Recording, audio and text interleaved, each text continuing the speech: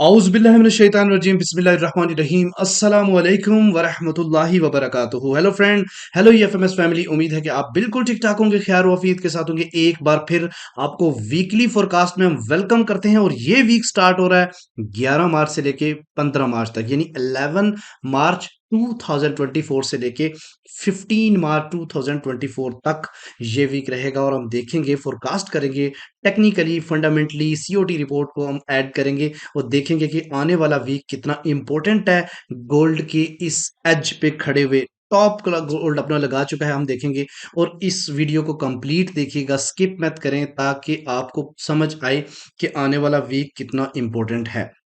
हम इस वीक में टू टू तरह दो तरह का एनालिसिस करेंगे। एक हम फंडामेंटल देखेंगे, जिसके अंदर हम सीओटी रिपोर्ट को डिस्कस करेंगे। इसके अलावा हम आने वाले इवेंट जो कि मार्केट के ऊपर डायरेक्टली या इनडायरेक्टली इफेक्ट कर सकते हैं, उसके ऊपर हम डिस्कशन करेंगे। कौन से होंगे मेजर इवेंट जो पीछे गुजरे, उनका क्या इफेक्ट पड़ेगा, जो आने वाले इवेंट है उनका क्या इफेक्ट पड़ सकता है। इसके अलावा DXY की डेली और H4 और वीकली चार्ट के ऊपर डिस्कशन करेंगे।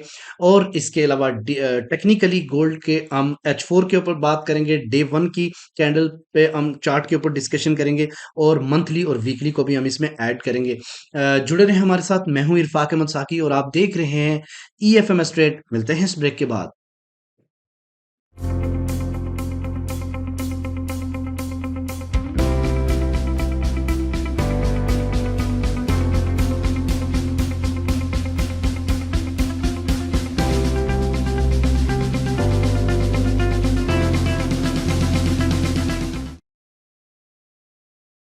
वेलकम फ्रेंड, अगर आप न्यू हैं और अभी तक आपने हमारा चैनल EFMS ट्रेड सब्सक्राइब नहीं किया तो सबसे पहले सब्सक्राइब कर लें, बेल आइकन पे क्लिक कर लें, ताकि रोजाना की जो अपडेट मैं देता हूं, डेली की जो फोरकास्ट करता हूं, वो आप उस दिन के लिए एक ऐसे ही है जैसे एक अखबार आपको मिल गई मुल्की हालात के लिए। तो वो आपको जोन, लेवल, CP हर चीज मिल जाती है और आप उसके अकॉर्डिंग ट्रेड करते हैं, जिसमें मैं मोस्टली डे वन की स्टोरी के ऊपर डिस्कस करता हूं कि ये ब्रेकआउट हो चुका है, इससे ऊपर आपने ट्रेड कैसे करनी है, इससे नीचे आपने ट्रेड कैसे करनी है। तो वो जो लोग फॉलो करते हैं वो काफी फायदे में रहते हैं। शायद एक यही रीजन है कि लोगों को फायदा होता है। मैं रोजाना बेस पे आप लोगों के लिए वीडियो बनाता हूँ। अच्छा, अगर आप अब प्रीमियम ज्वाइन करना चाहते हैं तो आप इस नंबर पे राब्ता कर सकते हैं। और अगर आपके पास हैंडसम इक्विटी भी है तो आपको प्रीमियम के साथ साथ आपको स्विंग के अंदर भी ऐड किया जाएगा। इस वीक हम देखेंगे हमने स्विंग कहाँ से स्टार्ट की और इस वक्त उसकी क्या पोजीशन है, उसके ऊपर भी हम डिस्कशन करेंगे। चलें जी, सबसे पहले हम देखते हैं आने वाले फंडामेंटल। तो एक चीज तो क्लियर है कि आने वाला वीक भी काफी ज्यादा वोलेटाइल है, जैसे कि ये वीक पिछला गुजरा, जिसमें डॉलर्स को काफी ज्यादा गिराया गया और गोल्ड ने ऐसा पंप किया कि तारीख की रकम जो टॉप क्लास का जो एक आप कह सकते एज है, वहां तक मार्केट स्पाइक करके उसके ऊपर जाके क्लोजिंग दे गई। तो काफ़ी ज़्यादा क्वेश्चन हैं, काफ़ी ज़्यादा चीज़ें हैं जो कि बताना है, लेकिन मैं इसको शॉर्ट करूँगा वीडियो को, ताकि टाइम बच सके। मोस्ट इम्पोर्टेंट, मंडे को कोई इवेंट नहीं है, लिहाजा मंडे के दिन मार्केट जो है ना इसी जगह पे मूव हो सकती है। और मोस्टली पीछे आपने देखा मंडे और फ्राइडे वाले दिन ऐसी अनएक्सपेक्टेड मूव मार्केट ने दी है कि लोगों के अकाउंट वॉश हो गए। ठीक है, अच्छा देखते हैं जी। ट्यूसडे को अगर हम बात करते हैं तो उस वक्त एक बड़ी फंडामेंटल है जिसको CPI बोलते हैं। और मैं पर्सनली इस जो कंज्यूमर प्राइस इंडेक्स का डाटा है, इसको मैं पर्सनली बहुत लाइक करता हूं, क्योंकि पूरे मंथ में मेरे लिए सिर्फ एक यही डाटा होता है जिसमें एक बेहतरीन ट्रेड मिलती है। और हम तबाही की ट्रेड करते हैं। इसमें कोशिश में यही होती है कि इसमें हम जो है ना लाइव भी आएँ। और 4:30 पे दुबई टाइम के मुताबिक ये टाइम बता रहा हूँ, कोर CPI का डाटा है, CPI मंथली है, ईयरली का डाटा आना है। तो ये बहुत ही इंपॉर्टेंट है। इस वक्त अगर ये पॉजिटिव आ जाता है तो काफ़ी ज़्यादा है, चांसेस है कि मार्केट एक दफ़ा बड़ा रिट्रेस करेगी। इसके अलावा अगर हम बात करते हैं वेडनेसडे वाले दिन, तो वेडनेसडे वाले दिन एक 30 ईयर्स बाउंड ऑक्शंस का डाटा आना है। उसके अलावा थर्सडे वाले दिन जो है ना वो कोर PPI का डाटा आएगा। आपको पता है थर्सडे वाले दिन जो है ना वो अनएम्प्लॉयमेंट का भी डाटा आता है, उसके अलावा PPI का भी डाटा है। अब थर्सडे और ट्यूसडे वाले दिन दो बड़ी नज़रें हैं कि PPI और CPI को ये पॉजिटिव अगर करें तो DXY दोबारा से रिकवर हो सकता है। और गोल्ड जो है ना वो अच्छा खासा रिट्रेस कर सकता है। तो फ्राइडे वाले दिन एज यूजुअल एक ही जो है ना कंज्यूमर सेंटिमेंट का डाटा आना है। तो आने वाले वीक में भी आप कह सकते हैं कि थर्सडे और ट्यूसडे बहुत ही ज़्यादा इंपॉर्टेंट डे हैं फंडामेंटल लिहाज से। अगर हम दौड़ाएं सीओटी रिपोर्ट जो कि अपडेट हो चुकी है, इसके हवाले से भी मैं आपको थोड़ा सा बताता चलूं। कोर्ट रिपोर्ट अकॉर्डिंग टू जो कि 5 मार्च को अपडेट हुई है, लेटेस्ट है। तो इसका जो कोड है आप वो कोड देख लें, 088691 कोड है। आप इसके अकॉर्डिंग अगर देखते हैं तो जो मोस्ट इंपॉर्टेंट चीज इसमें देखने वाली आती है वो इंटरेस्ट रेट है। इंटरेस्ट रेट देखें 60,421 प्लस चला गया है, जिसकी वजह से गोल्ड की जो डिमांड है वो बहुत ज्यादा हो गई है और मार्केट जो है ना वो तारीख की बुलंद तरीन सतह पे जाके रुक गई। ठीक है। अब हम बात करते हैं कि इसमें आने वाले वीक में हमें क्या इंडिकेशन मिलता है। जो नॉन कमर्शियल देखें तो इसमें स्टिल अभी 49,000 से ज्यादा न्यू एडअप हुए हैं। लॉन्ग के अंदर शॉर्ट बहुत ही कम एग्जिट हुए हैं, लेकिन नॉन कमर्शियल की अगर बात हो तो 44,000 ये जो है ना वो शॉर्ट के अंदर इंटर हुए हैं और लॉन्ग से स्लो स्लो निकल रहे हैं। तो ये तो एक यूं समझ लें मिक्स हो गया। यानी फिर भी जो है ना अगर हम बात करते हैं लास्ट जो 27 फरवरी की थी उसमें तो ऑल ग्रीन था, यानी उसमें मोस्टली लॉन्ग में बैठे हुए थे। अभी आहिस्ता आहिस्ता शार्ट की तरफ मूव हो रहे हैं। सीपीआई के डाटे का अगर नेगेटिव हो जाता है तो ये जो कमर्शियल है इनका किरदार अहम होगा। ठीक है जी। अच्छा, अभी हम जनाब चलते हैं इम्पोर्टेंट इवेंट भी हमारे पास हो गया। अब सीधे चलते हैं। सबसे पहले मैं आपको थोड़ा सा बताता चलूं हमारी स्विंग के हवाले से। अल्हम्दुलिल्लाह हमने चूंकि ब्रेकआउट बहुत इंपॉर्टेंट चीज होती है और वो ब्रेकआउट जो तारीख का सबसे बुलंद तरीन सतह हो, यानी कि मार्केट 2148 या 49 के आसपास गई थी, वो भी स्पाइक लगा के आई थी और इस दफा मार्केट ने इससे ऊपर जाके क्लोजिंग डे वन की दी। तो डेफिनेटली वहां से एक स्ट्रॉन्ग किस्म का ब्रेकआउट हो सकता था और यहां से हमने एंट्री दी है। 2150 से बाय की और बहुत 550 पिप्स का एसएल था और अल्हम्दुलिल्लाह 4 टीपी क्लोज हो चुके हैं। पहला 2165, फिर 2170 और फिर उसके बाद एक अभी ओपन है जिसको हमने ब्रेक इवन किया हुआ है। पर ये वापस आएगा तो ब्रेक इवन करेगा, अदरवाइज हम इसको इसी डायरेक्शन में जब तक इससे नीचे मार्केट नहीं जाती 2152 से नीचे हम सेल को ज्यादा प्रेफर नहीं करेंगे। हर नीचे आती हुई को डिमांड को हम बाय बनाएंगे, इसलिए आपने इस चीज को भी अंडर माइंड में रखना है। ठीक है। अच्छा, अब हम देखते हैं जनाब DXY की अगर हम बात करते हैं डेली, सॉरी H4 के ऊपर, तो H4 के ऊपर मैंने पहले भी बताया था कि ये एक सिमेट्रिक ट्रायंगल जो है ना वो ब्रेक किया और ब्रेक करने के बाद एक या दो बार रीटेस्ट किया होगा और ये जोन मैंने बहुत पहले का बनाया हुआ था strong demand zone. Exactly market इसके अंदर पिन किया और मार्केट दोबारा से पुल बैक हुई। पुल बैक होने की सिर्फ एक ही रीजन है, एनएफपी का पॉजिटिव आना, और एनएफपी पॉजिटिव बाकी दो न्यूज नेगेटिव की वजह से मार्केट एक बार नीचे आई और फिर हाँ, फिर इतनी तेजी के साथ जो है ना वो ऊपर स्पाइक लिया। ठीक है। क्योंकि फ्राइडे का इफेक्ट भी बड़ा अजीब सा होता है, मार्केट बहुत अजीब तरीके से बिहेव कर रही है लास्ट 3 फ्राइडे से। तो आप देख रहे हैं कि किसी तरीके से जो है ना छोटे कंज्यूमर को तो बिल्कुल टिकने नहीं दे रहे। ठीक है। तो सबसे इंपॉर्टेंट चीज मैं जो बताने वाली है कि जब आपके हर जगह से ब्रेकआउट हो चुके हैं डे 1 H4 के ऊपर, तो आप लोगों को भी अपना माइंड इसके अकॉर्डिंग चेंज करना चाहिए। जो लोग मुझे सेल के हवाले से भेज रहे हैं कि हम स्टक हो चुके हैं, तो उनको मैं ये पैगाम दूंगा कि जब मार्केट अपना पहिया पलट दे तो आप लोगों को भी अपना माइंड पलटना पड़ता है। ठीक है, टाइम बीइंग सेफ्टी के साथ। अच्छा, अगर हम डे 1 की उसकी बात करें, डे 1 चार्ट की, तो डे 1 चार्ट ये आपके सामने डे 1 चार्ट है। इसका प्रॉपर असेंडिंग चैनल जो है ना वो ब्रेक हुआ था और ये चीज मैं पिछले वीक में भी मैंने आपको शायद बताई थी। जो ही यहाँ से ब्रेक हुआ 103 और फिर उसके बाद मार्केट ने क्या किया, 1 2 3 4 5 दिन मुसलसल नीचे ही जाती रही। फ्राइडे वाले दिन जो है ना एनएफपी की वजह से एक पिन करके ऊपर की तरफ गई है और ये एक डिमांड जोन था। अब की बार क्या हो सकता है ये मैं बताऊं, आने वाले टाइम में अगर तो सीपीआई पॉजिटिव आया तो दोबारा से इस एरिया को मार्केट टच करने के बाद फिर नीचे जाएगी और रीटेस्ट करने के बाद फिर अपसाइड की तरफ जाएगी 103.93 की तरफ। लेकिन अगर सीपीआई नेगेटिव आ गई तो फिर ये स्ट्रक्चर भी ब्रेक होगा और मार्केट सीधी इस एरिया की तरफ चली जाएगी। और ये एरिया कौन सा है जनाब, ये एरिया है 100 का और 99 का। इस एरिया तक भी मार्केट को लेके जा सकते हैं।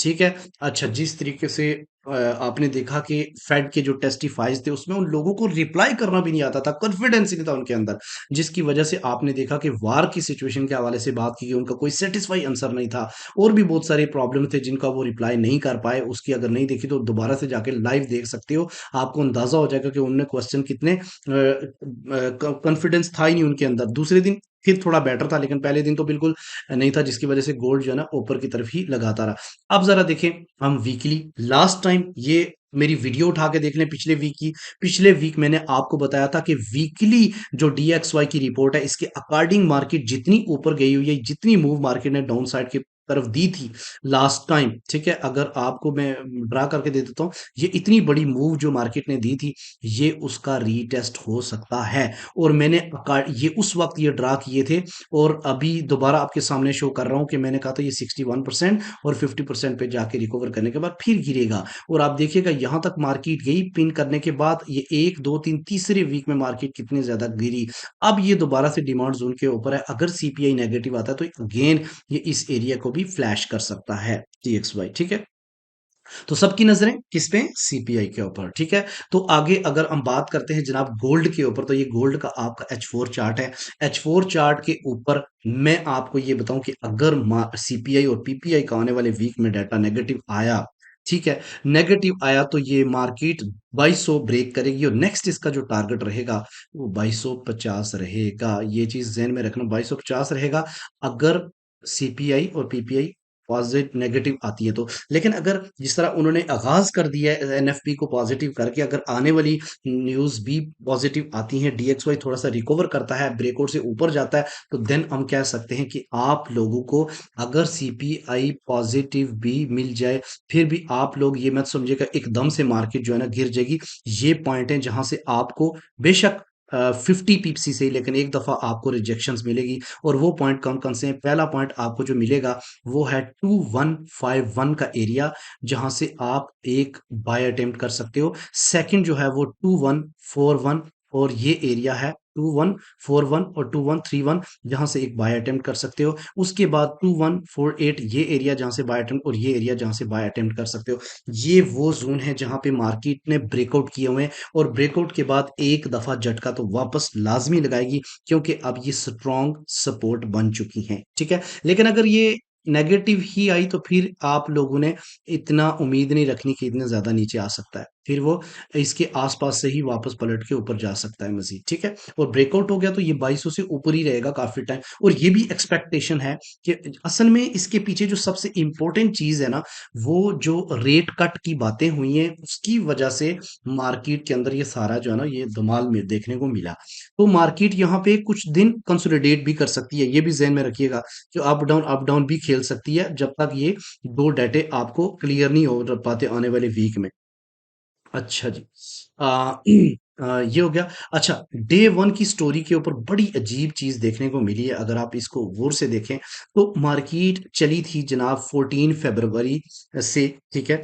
और इसमें इसमें एक नीचे यहाँ पे मार्केट एक आप साइड पे एक हैंगिंग मैन टाइप बनाती है, और उसके बाद नेक्स्ट कैंडल जो है ना एक बुलिश इनगल्फिंग बनती है H4 डे वन के ऊपर। और इसका उस वक्त भी मैंने बता दिया था कि ये मार्केट जो है ना, आप उस वक्त तो हमारी चल भी वैसे बाय स्विंग रही थी, और उसके बाद हमने बाय स्विंग जो है ना वो 2040 के ऊपर क्लोज की, फिर वहां से हमने सेल भी ली, सेल का जो जितना वो हमने हेज भी किया और ऊपर प्रॉफिट, और फिर अल्हम्दुलिल्लाह बाय की तरफ हमने ट्रेड्स को एग्जीक्यूट करवाया।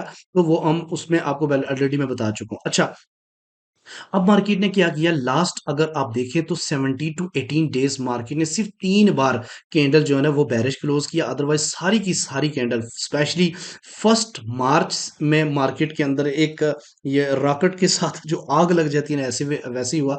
और मार्केट डे बाय डे हर दफा एक नया ब्रेकआउट बनाना शुरू हुई, ठीक है। ब्रेकआउट करने के बाद ऊपर एक हर दफा नया हाई बनाती रही। इस वक्त मार्केट का टॉप हाई लग चुका है, और जो कि आपको 2196 की फॉर्म में एक स्पाइक है, लेकिन बॉडी क्लोज जाके हुई है 2178 के आसपास। अब देखना यह है कि क्या बहुत सारे लोग अभी भी ये एक्सपेक्ट ये कर रहे हैं कि अब ये ऊपर से एक स्ट्रॉन्ग रिजेक्शन मिल गया। ये एक बेसिकली ये जो कैंडल आपको बनी है, इसका मतलब डजंट मीन कि ये मार्केट वहां दोबारा नहीं जाएगी। इसका मतलब अगली कैंडल अगर डे वन की इधर जाके क्लोज होती है, ये ऐसे, बेशक ब्लू में क्लोज हो, पर ऐसे क्लोज हो जाए, ऊपर वीक उसकी बड़ी बन जाए, तो आप ये समझ लें कि अब मार्केट जो है ना वो तेजी से गिरने वाली है। लेकिन अगर ऐसा नहीं करती डे वन की कैंडल्स, इसके आसपास इधर जाके क्लोजिंग दे देती है, तो समझ लें ये वाला जो सीन है ना ये भी ब्रेक होने वाला है। ठीक है, ये इतना तो आप मंडे से ही अंदाजा लगा लोगे। ठीक है, मंडे को इतनी न्यूज़ नहीं है, लेकिन मंडे और फ्राइडे वाले दिन ऐसे ही मूव ये करवा लेते हैं। ठीक है? अच्छा, सीपीआई का डाटा ऑलरेडी मैंने बता दिया, अगर हो तो कहाँ-कहाँ से आप लोगों ने बाय और सेल देखनी है। और अगर ये सीपीआई नेगेटिव आए, पीपीआई भी नेगेटिव आए, तो इसको ब्रेक कर देती है, तो नेक्स्ट टारगेट मार्केट का जो है ना 2250 होगा। और ये बात मैंने आज से काफ़ी मंथ पहले बता दी थी कि मार्केट को 2250 पे लेके जाएँगे। ठीक है? अच्छा, ये चीज़ भी हो गई यहाँ पे। अब आपको मैं थोड़ा-सा एक और चीज़ भी बताता चलूँ। अगर हम चाहते हैं जनाब वीकली में, तो वीकली का आप कुछ चार्ट को देखें। हाईली बुलिश ट्रेंड इस टाइम बुल वीकली के अंदर बना हुआ है। और ये आप देख लें, ये वीक जब क्लोज हुआ था तो उस वक्त भी मैंने बोल दिया था कि वीकली बुलिश इनगल्फिंग है, तो आने वाले वीक में, आने वाले मंथ में मार्केट को ये बुलिश साइड की तरफ लेके जा सकते हैं। मेरी यही एक्सपेक्टेशन थी कि शायद 2150 तक तो लेके जाएंगे, लेकिन ये नहीं पता था कि ये जो है ना 2196 भी लगा देंगे। तो यहाँ पे एक ब्रेकआउट देखने को मिला, और ये ब्रेकआउट वीकली ब्रेकआउट है। आप डेली का ब्रेकआउट भी बहुत इंपॉर्टेंट होता है, अब तो ये वीकली ब्रेकआउट बन चुका है। और वीकली ब्रेकआउट आपको पता है 2080 का एरिया, जहां तक मार्केट पहले कभी भी इससे ऊपर वीक क्लोज नहीं हुआ, और इससे ऊपर मार्केट ने क्लोजिंग दे दी है। तो इतना अच्छा नहीं है कि एकदम से ये नीचे आए। अब आप लोगों को थोड़ा सा अपनी अकाउंट ट्रेड को मैनेज करना होगा। अब देखो, करना क्या है? करना ये है कि अब मार्केट की 2 पॉइंट्स मैं आपको बता देता हूँ। एक, ये देखें 2137 और 2123, अगर इसके एरिया के आस-पास मार्केट आके दोबारा से पुल बैक करती है, तो ये आप समझ लें कि मार्केट आने वाले 1 या 2 साल में बस 2500 की तरफ अपना सफ़र, जो पहले भी प्रेडिक्ट किया गया था, लगा सकती है। ठीक है? कि अगर ये रीटेस्ट कर लेती है, लेकिन अगर जिस तरीके से अनप्रेडिक्टेबल मूव मार्केट के अंदर हुई है, ऐसा देखने को कभी मिला नहीं है। ठीक है? और ऊपर के पॉइंट हमें लेवल पता ही नहीं है, इसलिए कि ऊपर कभी गई नहीं है मार्केट। तो ऊपर के लेवल तब पता चलेंगे जब मार्केट वहां जा जाके रुकेगी, अपना कुछ जो है ना वो सर पांव बनाएगी, तो देन हम आगे प्रिडिक्ट कर पाएंगे कि मार्केट के अगले लेवल क्या है। ठीक है? तो मंथली में आपको याद होगा, पिछली वीडियो मेरी देखें, मैंने आपको बोला था जो चीजें जैसे वार है 3-4 कंट्रीज की, और भी बहुत सारी चीजें ये हो रही है ना, इसके अकॉर्डिंग मार्केट मुझे आने वाले टाइम में 2400 और 2500 के ऊपर नजर आ रही है, और जो कि अब तो काफी सारे लोगों को ये लग भी गया होगा, जितनी मूव पिछले एक मंथ में हुई है। अभी देखिए, इस मंथ के अंदर 20 डेज बाकी हैं, अभी क्लोजिंग नहीं हुई। अगर तो मार्केट की क्लोजिंग 2080 से ऊपर रहती है, तो फिर समझ लें कि मार्केट जो है ना अपना अगला हाई लगाएगी। लेकिन अगर मार्केट यही क्लोजिंग 1950 से नीचे दे देती है, और 1950 बोला, आप हैरान, नहीं यार यहाँ कैसे आ सकती है, ये गोल्ड है भाई, ये इधर भी जा सकता है। हो सकता है कि बैक टू बैक न्यूज ऐसी दें। जी, एक बात ज़हन में रखना, जितना DXY को इन्होंने गिराया ना, इतना ही वापस भी लेके जाएंगे, लेकिन टाइम लगेगा। जब आप में से अक्लमंद वही होगा जो प्रॉपर रिवर्सल को पकड़ेगा। रिवर्सल को ही पकड़ना असल में स्विंग है। ठीक है? तो इसी वजह से मैं कहता हूँ कि स्विंग में आए, ताकि आपको इंशाल्लाह रिवर्सल पकड़वाएंगे। ठीक है? अभी है नहीं, इस वजह से हम सेल का मशवरा नहीं दे रहे। और दूसरी बात ये 2 पॉइंट इंपॉर्टेंट याद रखिएगा।